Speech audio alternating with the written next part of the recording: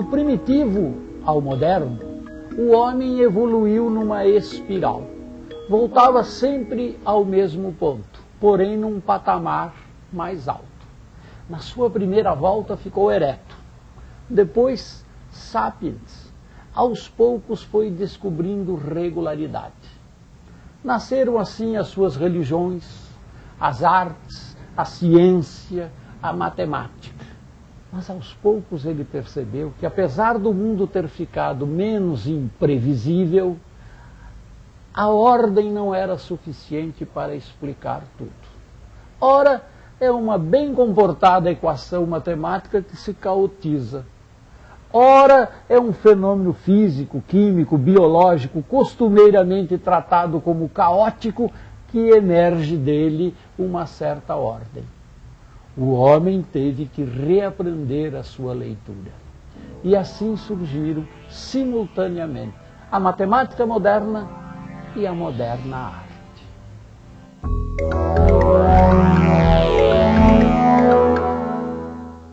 No início tudo era escuro, fez-se a luz. Luz onde tudo começa, o universo, o nascimento, a ideia do artista. E você, tem ideia do que se passa na cabeça do artista quando ele está criando? Eu acho que o processo de criação de todo artista é como um processo de elaboração onírica. É muito fácil a gente saber o seguinte: ninguém sonha o sonho que quer. As tentativas de indução do sonho são fracativas até hoje. A coisa acontece muito nessa fronteira, nesse limite entre ordem e caos, né? Eu acho que, na verdade, é uma espécie de passagem contínua, né? Ou de alternância entre esses dois campos. Eu acho que as melhores ideias que a gente tem é quando tem essa vagância, assim, um pouco antes de dormir, um pouco antes de acordar,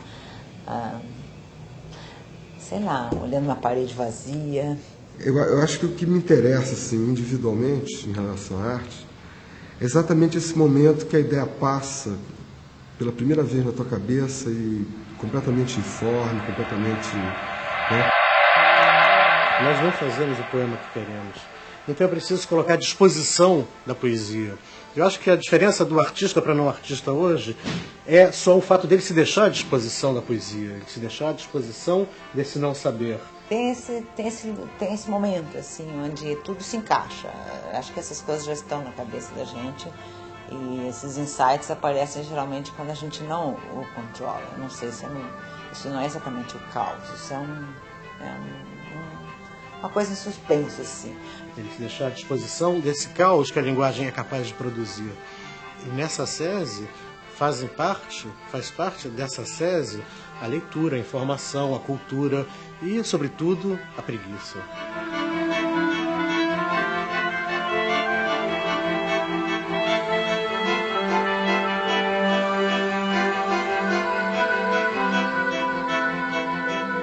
A descoberta do caos na ciência deve-se ao matemático Henri Poincaré. Em 1887, o rei Oscar II da Suécia propôs um prêmio a quem respondesse à pergunta: seria o sistema solar estável? Poincaré, usando ferramentas modernas, ganhou o prêmio ao demonstrar que sim, o sistema solar é estável. Porém, depois de publicado o trabalho, Poincaré notou um erro em seus cálculos.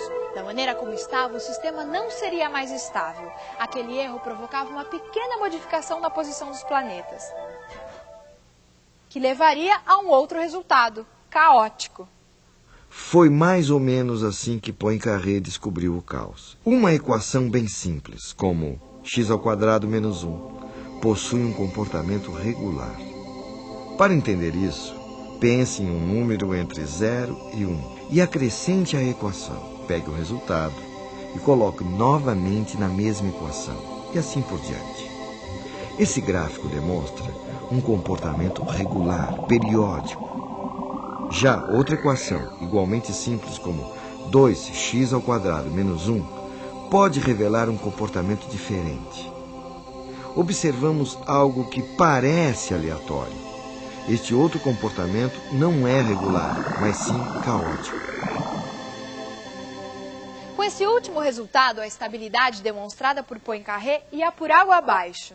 As leis da física, na maioria dos casos, prevêem como que os sistemas devem evoluir. Então a gente tem uma regra clara que diria como que o sistema evolui no tempo. Se ele está assim hoje, como que ele vai estar no minuto seguinte, na hora seguinte, no dia de amanhã. Então como que é possível que um sistema que tem um comportamento imprevisível, e os sistemas caóticos são aqueles que continuam tendo um comportamento imprevisível, possam ter uma regra por trás? Esses sistemas têm uma particularidade. Se você coloca o sistema numa condição praticamente idêntica, mas não exatamente idêntica do que estava ontem, essa minúscula diferença, praticamente imperceptível a medidas e observações comuns, tem uma influência catastrófica, decisiva no resultado do sistema, no comportamento do sistema. Então, o que acontece? Você tem uma evolução no tempo imprevisível. Não porque ele não tem uma regra para evoluir, mas porque você não consegue precisar completamente como que ele está começando a se movimentar. Quer dizer, se eu reproduzo uma experiência aqui, coloco um determinado pêndulo, uma determinada característica aqui, uma borboleta bate as asas lá, a minúscula influência que o vento causado, as modificações nas condições atmosféricas causadas por esse movimento da borboleta vai acabar tendo um efeito drástico no movimento do meu corpo. Então, como eu não consigo nunca prever todas essas coisas ou incorporar tudo isso no sistema, eu, na verdade, perco a minha capacidade de prever o comportamento do sistema no futuro. Então, são esses tipos de sistemas imprevisíveis que são chamados de caóticos em física. Qualquer dona de casa, ou mesmo um doceiro, conhece muito bem o que é o caos, mesmo sem saber. Para se fazer brigadeiro, por exemplo, é necessário derreter a manteiga sem queimar, misturar com leite condensado, acrescentar o chocolate, mexer sempre até achar o ponto. Assim não ficam sobras na panela, o doce não queima, você consegue enrolar e tudo fica mais gostoso. O caos encontra-se então no momento em que o doce está para grudar na panela, ou quando funde-se, ou ainda quando desanda. Somente um bom doceiro sabe repetir o procedimento para se fazer o doce, mas nem isso garante que ele seja sempre bom. Uma mínima alteração pode dar um resultado bem diferente. Cozinhar também é uma arte e um bom exemplo de caos. Um bom exemplo de artista que reuniu perfeitamente no seu trabalho o caos e a ordem é Hélio Oiticica. Metódico, extremamente organizado, criou no ambiente de ordem do seu ateliê obras que romperam definitivamente com a maneira de fazer arte do seu tempo, os anos 60. Buscou inspiração nas escolas de samba e instaurou a ideia de caos na arte brasileira ao abandonar o quadro e partir para a criação de obras pouco convencionais, onde o espectador era a própria obra de arte. Hélio Oiticica começou pintando quadros como estes, geométricos, geralmente com apenas duas cores. Suas inquietações o levaram à procura do que ele chamou de grande labirinto, ideia poética que serviu como ponto de partida para o abandono do quadro. Oiticica saltou para o espaço e o tempo ao criar tendas, estandartes, bandeiras e capas, obras de arte que só existem a partir do seu uso pelo público, como os parangolés. Foi exatamente nesse lugar, o Pátio do MAM, Museu de Arte Moderna aqui no Rio de Janeiro, que na década de 60, Hélio Oiticica chocou o mundo das artes com a apresentação dos seus parangolés. Imaginem vocês que além de criar obras que precisavam ser literalmente vestidas pelo espectador, ele ainda trouxe um acompanhamento pouco usual para uma exposição de arte. Uma bateria da Estação Primeira de Mangueira, escola de samba aqui do Rio de Janeiro. E para que as obras se realizassem por inteiro, o espectador deveria vesti-la e ainda dançar ao som da música. Com isso, Hélio Oiticica trouxe o caos para dentro dos museus.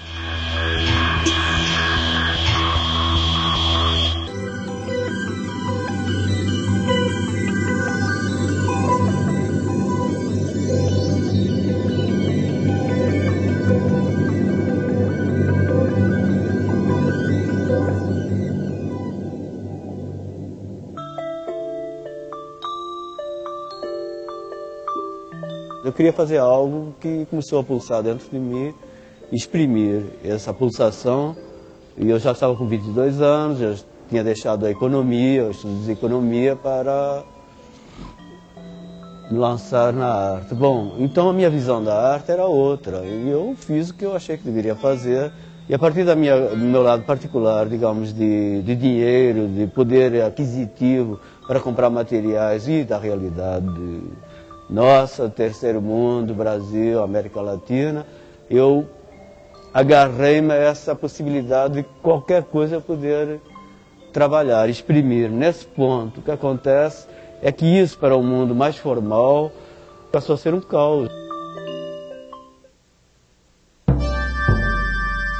Não era o caos que eu queria introduzir no sistema, eu queria introduzir a minha maneira de ver as coisas, a minha maneira de me exprimir. E eu penso que esse caos é inerente à criação, né? Porque realmente como determinado onde vem a criação, existe uma teoria que determine como criar, como fazer, como ser, qual é o gesto, não. Me ofereceram esse espaço, eu pude me exprimir como quis e bem entendi, dentro de uma matemática caótica, mas que tem uma coerência. O que é o caos? O que é a ordem?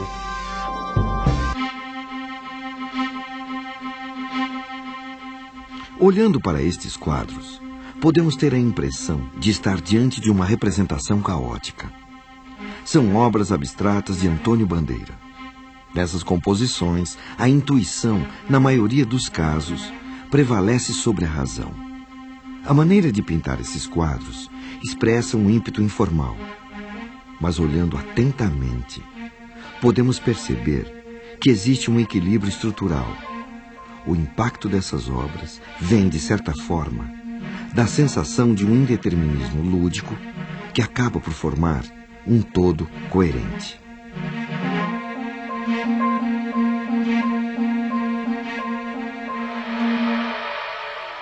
Esse movimento artístico ficou conhecido como abstracionismo. Era uma das novas formas de expressão do modernismo e tinha duas principais ramificações. O abstracionismo geométrico, diretamente ligado à razão matemática, e o abstracionismo informal, em que o artista parte de sua expressão sensível e intuitiva.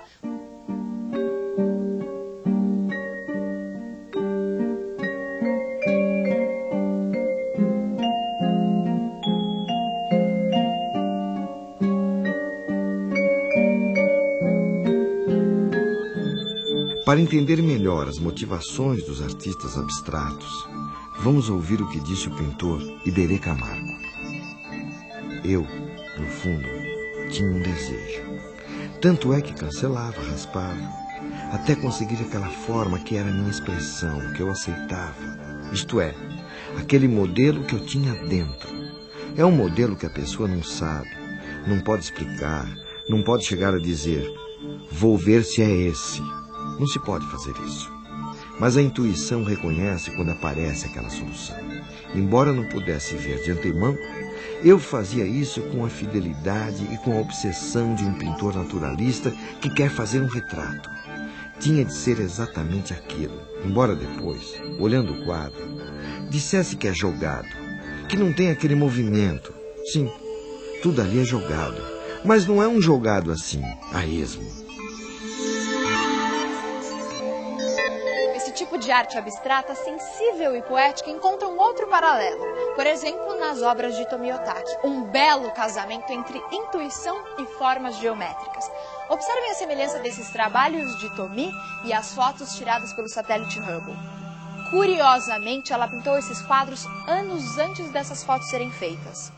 Artista e cientista, através da intuição e da técnica, eles vão dar forma ao vivido e ao imaginado.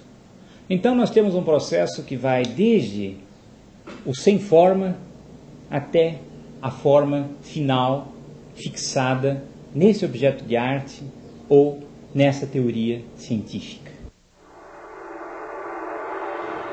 Essas imagens que se parecem são da natureza e da nossa imaginação. Todas elas impressas desde tempos imemoriais na história da espécie, na história cultural, social. De uma maneira geral, dizemos que são semelhantes por quê? Porque houve uma interação entre a proposta do artista e a nossa vida, a nossa experiência de vida. É isso que nós chamamos semelhança, é isso que nós sentimos quando estamos vendo essas duas imagens apresentadas. Portanto, quando nós observamos o quadro e as fotos do Hubble, nós estamos trazendo todo esse patrimônio cultural e da espécie nessa interpretação.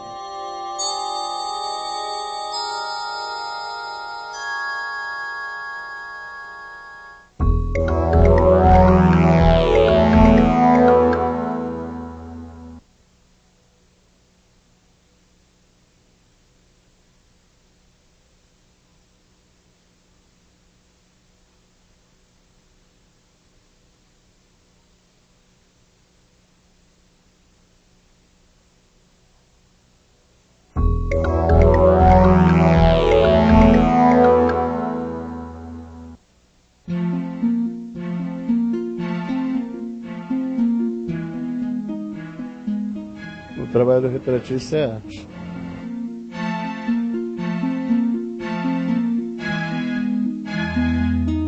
Desde o momento que ele transporta um traço no papel que define uma pessoa, ou um objeto, ou uma obra, isso é uma arte. Se tivesse um trabalho do Antônio Bandeira, você poderia, uma reprodução dele, você faria pra gente? Eu poderia tentar, né? É complicado porque eu vou passar o que eu sinto, não o que está na tela realmente, né? Mas posso tentar. O problema do abstracionismo é que ele transmite através da cor, da luz, das sombras. Cada pessoa que vê, ela percebe uma coisa diferente, né? É uma interpretação da abstração dele, né? O que torna essas pinturas tão diferentes? O que faz com que uma obra de arte pareça ter mais força que outra? Comparando essas duas obras, notamos que em ambas as formas e cores foram criadas livre e espontaneamente. Mas toda obra de arte expressa as realidades interiores e visões particulares de quem as criou.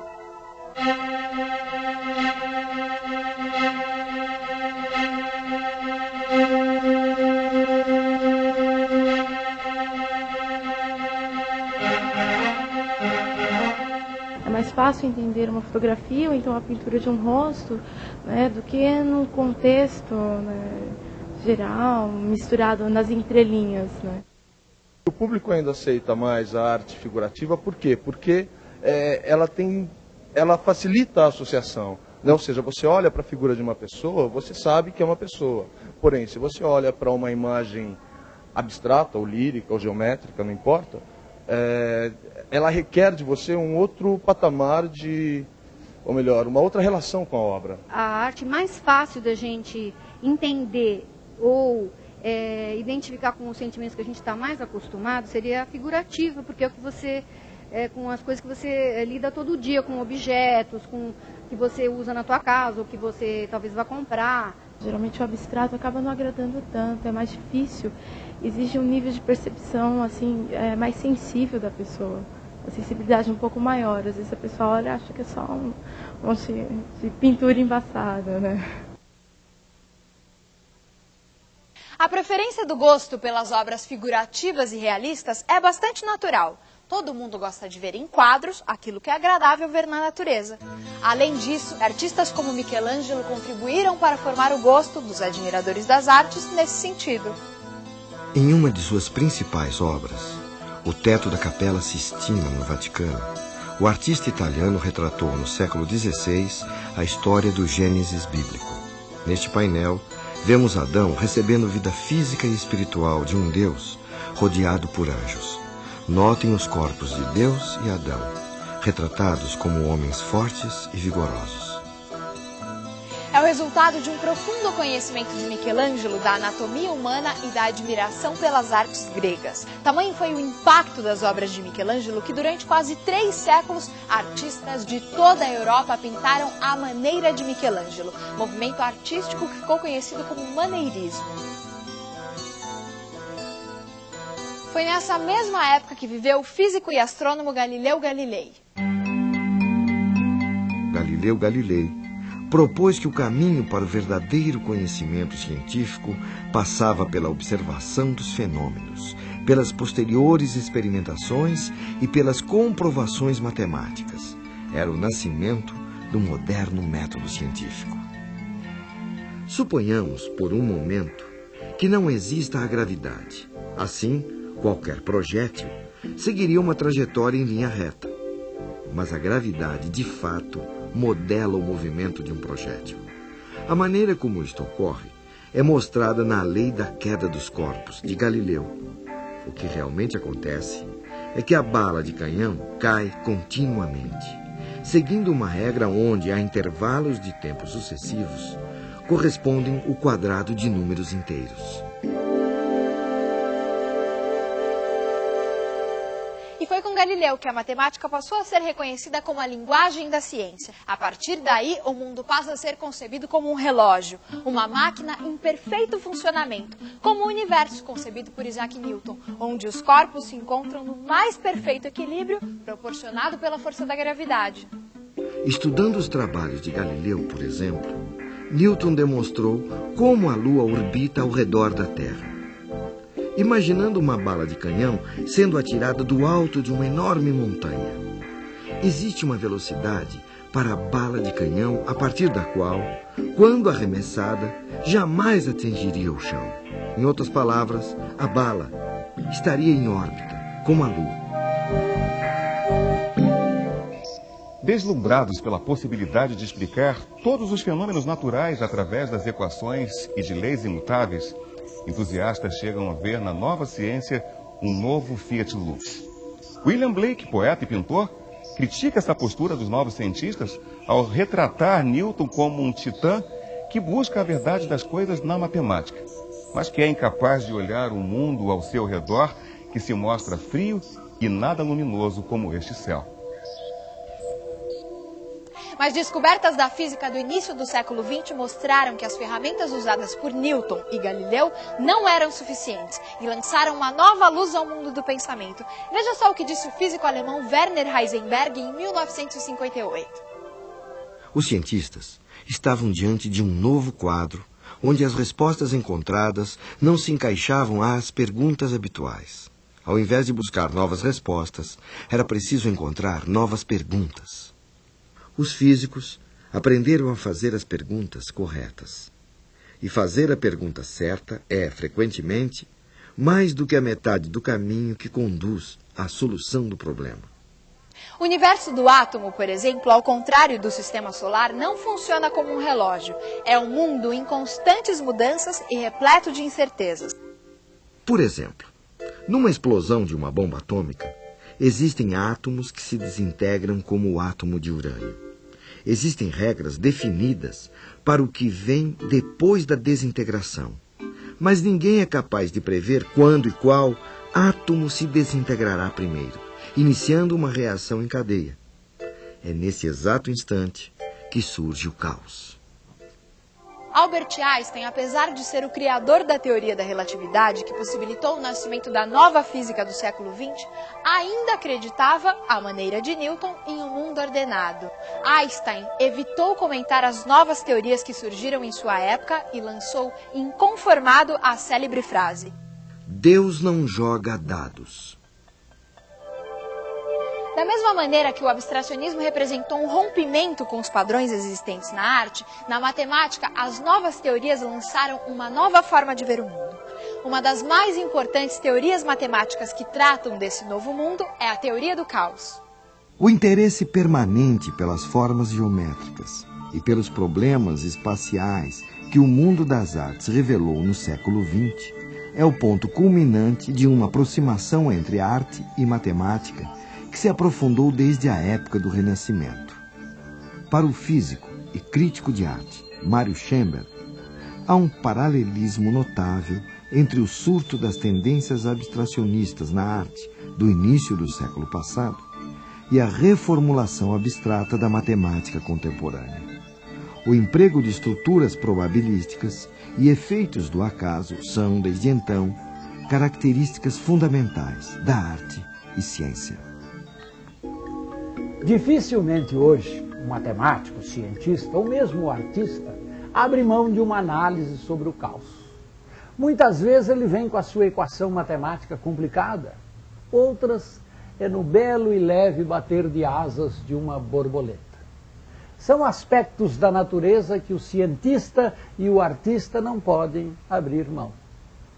tiveram que desenvolver novos instrumentos e reaprenderam a ler o caos, a ordem, o caos.